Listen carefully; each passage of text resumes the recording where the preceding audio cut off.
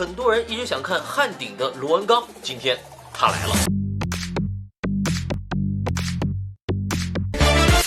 大家这么想看的原因，无非就是2点啊，第一就是便宜，第二就是吊重大。但是对于汉鼎，对吧？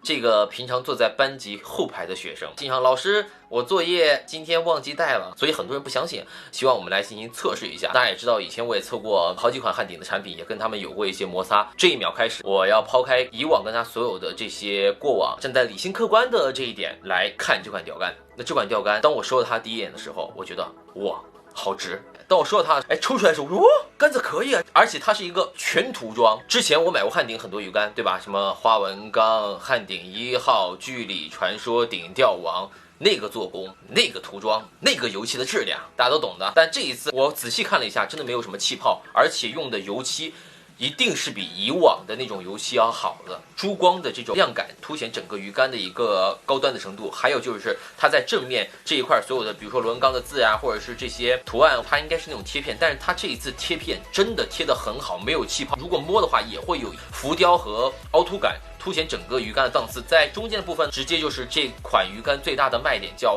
非5公斤加，也就是说5.4米，它们可以保钓5公斤。一会儿呢，我们也会进行一个具体详细的测试。手把部分呢，为了迎合这一款巨无竿，也是进行了一个加长，而且也用到一个类浮材质，上面呢也会有一些小鱼的凹凸感，增加这款鱼竿的手感。还是有条件的缠一个手把，手感会更好一点。前后堵呢也是用到这种隐藏式的湿肉环，但是有一个小瑕疵啊，我不知道是不是他们在尾节进行打磨的时候，有一些这个特别多的白色粉末，你拧出来的时候会弄得一地都是的。我后堵的重量应该是22克，作为一根巨无竿来说，并没有特别的沉。打开尾节也可以看到，每一节都进行了一个防抱死处理。仔细看的话呢，打磨还 OK。第一节没有防抱死处理，而是增加了一个密封处理，防止第一节进水。我感觉好像现在很多厂家都把第一节进行了一个密封，你不管说它有没有用，但是它是一个很好的卖点。除开鱼竿的前几节，我们会发现啊，大把的部分呢增加了一个防爆环。第2节、第3节呢是有一个和增加油漆的处理，而第2节直接就没有一个油漆的处理，我感觉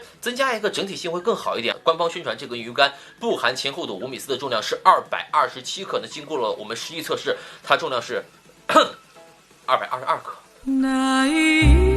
带后堵重量呢是244克，现在是怎么了？大家都开始玩真实标注了。这次不管怎么样，给汉鼎点赞。如果比作是老师的话呢，我觉得对于一个一直成绩很好的学生，也非常聪明的学生，他如果偶尔有一次作业没做，或者是没考好的话呢，老师就会很生气。而对于一个长期坐在班级那个角落里的那个孩子，对吧？天天迟到早退，天天跟老师说我作业没带的这种学生，他都上课认真听讲了，他都回家做作业了。不管怎么样，老师一定是对这种学生进步很大。带厚度的平衡点是134厘米，不带厚度的平衡点呢是147厘米。那接下来呢，就大家最关心的钓重测试了。这款鱼竿宣传的能够钓重5公斤，而且保钓5公斤，钓不到5公斤赔钱。那接下来我们来进入到欢乐的小青蛙吧。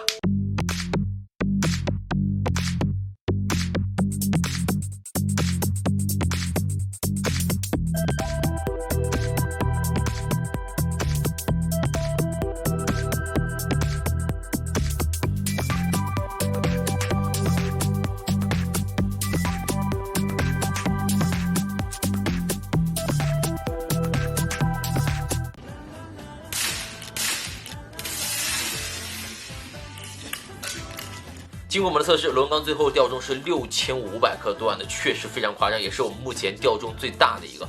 但是还是那句话，我觉得大家选鱼竿的时候，不是说钓重大就好，而是说一定要结合自己的对象鱼、自己的手感各方面，因为它重量真的比较重，220多克。所以如果你真的就平常钓个10几斤以内的鱼的话，买一根综合竿，各方面都可以达到你的要求，又轻，手感也不错。那如果你的目标鱼真的是比如说黑坑钓大的鱼，目标鱼就是20斤以上的话，那你可以考虑这款钓竿，因为它的性价比还是蛮高的。想要了解更多的钓鱼测评和分享，记得关注我。